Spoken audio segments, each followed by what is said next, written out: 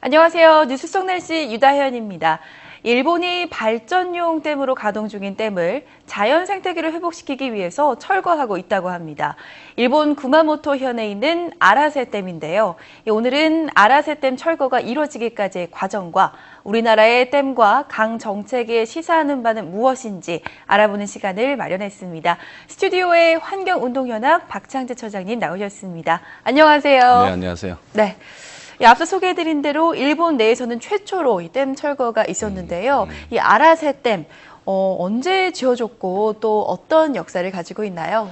일본은 이제 세계대전 이제 패전 이후에 전기 발전이라고 하는 것이 이제 상당히 부족해지죠. 그러면서 네. 이 부족해진 그 전기를 이제 공급하기 위해서 수력 발전 댐을 이제 상당히 많이 짓게 되는데 1954년에 아라세 댐이 지어집니다. 네. 그리고 이 구마강이라고 하는 것이 이제 구마모토현을 거의 U자 형태로 그 구마모토현의 이제 남쪽을 거의 이제 통과하면서 그 서해 쪽에 그 바다에 이제 합류하면서 이제 다다르게 되는데 여기에 이 아라세 댐이 1954년에 생기고 그 한 4년 뒤에 또 그 위에 한 10km 위에 네. 또 세토이시 댐이라고 하는 댐이 또 생기고 그것도 수력 발전용 댐이고요.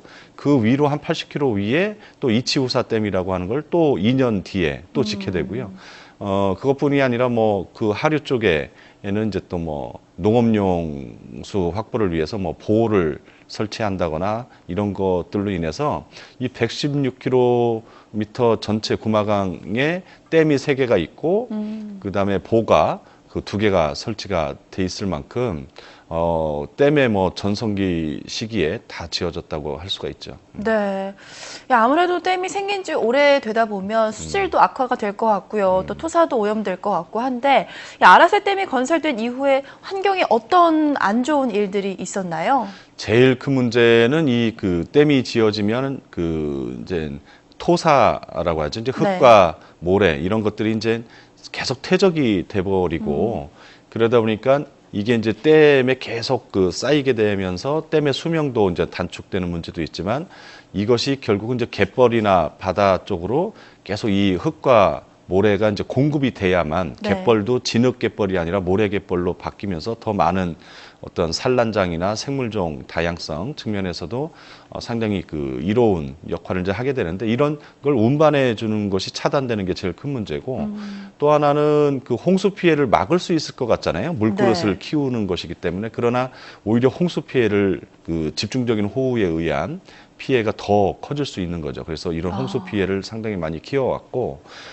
수질 문제가 이제 또 심각하죠. 이 네. 물이 이제 정체되고 물의 흐름이 느려지면서 뭐 수질이 많이 안 좋아지고 그래서 실제 아라사 댐이 생기면서 뭐 물에서는 악취가 나고 녹조는 매년 여름이면 발생을 하고 네. 뭐 이런 문제가 있었고 더 문제는 이곳에 되게 유명한 것이 이제 은어입니다. 구마강의 네. 은어하면 이제 상당히 유명한데 지금 이제 은어를 많이 이제 잡을 수가 없는 상태가 돼서 이게 이제 상류로 강으로 올라와서 산란을 하고 이 새끼 은어들이 다시 바다로 또 이제 내려가게 되는데 이것이 네. 댐에 의해서 막히면서 은어가 거의 사라지게 되죠. 그러면서 이 지역의 은어를 주된 어떤 자비를 통해서 네.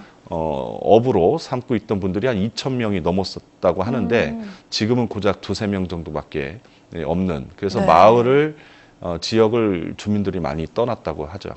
아라세 댐의 경우 지난 2010년을 시작으로 현재까지도 이 철거 작업이 진행 중이라고 하는데요. 앞으로도 완전히 철거를 하는데 4년이 더 걸린다고 해요. 네. 굉장히 오랜 시간인데 이 철거 중인 상황에서 또 강의 변화나 또 주민들의 어떤 변화가 있었나요? 이게 철거 과정이 전체로 보면 2012년부터 해서 2018년 3월까지니까 5년 반 정도의 기간을 가지고 철거를 하는데 네. 참 우리나라 사람들이 보면 이해가 참 안 가죠. 그러니까 이게 댐이 지어질 때는 1년 뭐 2개월 만에 네. 지어졌거든요. 엄청난 토목 구조물인데 이제 길이가 한 210m에 높이가 25m에 이런 거대한 토목 구조물이 지어지는 건 그렇게 간에 네. 이제 지어졌는데 철거하는 것도 뭐 몇 달이면 되지 않느냐 뭐 그러는데 이 실제로 전체 들어가는 비용도 보면 일본 돈으로 92엔 그러니까 우리나라 돈으로 한 920억 원 정도 되는데 실제 토목 공사를 통해서 철거되는 비용은 한 200억 원 정도밖에 안 되고요. 나머지는 네. 환경 모니터링이나 이런 걸 꾸준하게 하고 또 하나는 이 은어를 비롯해서 이 산란 시기에 영향을 주지 않기 위해서 이 그 강의 안쪽 공사가 대부분일 텐데 이거를 겨울철 산란기가 아닌 겨울철 한 2달 정도에 한해서만 공사를 하도록 하다 보니까 이 5년 반이라고 하는 긴 기간을 가지게 되고 계속 모니터링을 하면서 문제가 있는지 네. 점검하면서 가기 때문에 그렇고요.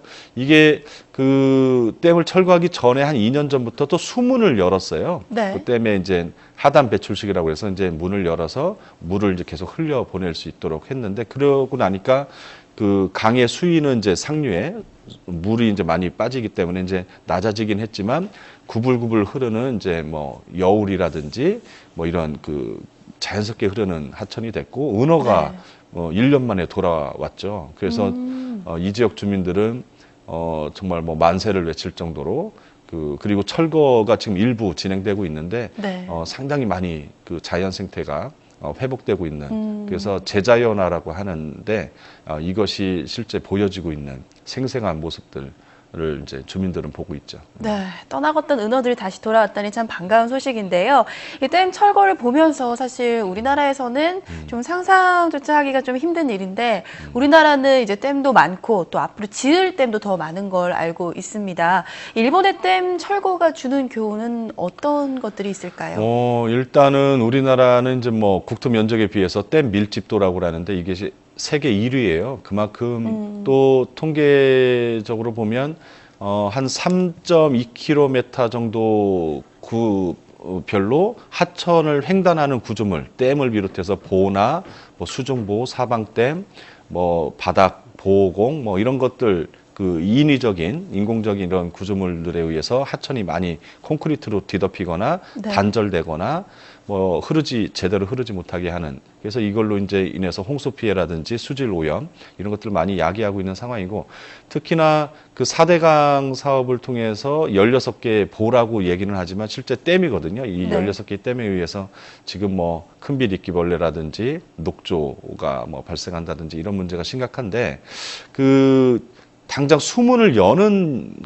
부분에 대해서 일본에서도 아주 성공적인 사례와 결과를 보여주고 있기 때문에 4대강 사업으로 생긴 14개 댐에 수문을 전면 개방하는 것을 적극적으로 모색해서 그래서 얼마나 더 좋아지는지 나아지는지를 보고 결국에는 사실 이제 뭐 나중에는 그게 언제가 될지 모르지만 이 댐이 다 철거될 거라고 뭐 희망을 해봅니다만 우리나라도 위험한 댐이나 경제성이 떨어지거나 기능을 다하거나 안전하지 않고 그리고 실제 댐으로 인해서 사람들에게 주는 이익보다는 자연 생태나 여러 가지 피해가 더 크다라고 판단되는 댐들이 많이 있기 때문에 네. 이런 걸 이젠 우리나라도 스스로 철거 기술이나 공법이나 이런 걸 국산화해야 되지 않겠습니까? 네. 댐을 이제 철거하는 시대를 준비해야 되지 않겠냐 하는 것을 많이 느끼는 것 같습니다. 네, 잘 알겠습니다. 오늘 말씀 고맙습니다. 네, 그렇습니다. 현재 일본 아라세댐 주변에서는 댐이 허물어지면서 은어들이 다시 돌아오고 주변 생태계도 점점 제 모습을 되찾아가고 있다고 합니다. 재자연화가 이루어지고 있는 건데요. 이 사례에서 비춰보듯이 우리나라 댐 건설에서는 과연 문제는 없는 것인지 댐 건설과 같은 인간의 자연에 대한 이 지나친 개입이 과연 옳은 것인지에 대해서 생각해 봐야 하지 않을까요? 경제적 이익과 또 환경 보존 사이에서 좀 더 의미 있는 가치를 깨닫고 올바른 선택을 했으면 하는 바람입니다. 뉴스 속 날씨 오늘 준비한 이야기는 여기까지입니다. 시청해주신 여러분 고맙습니다.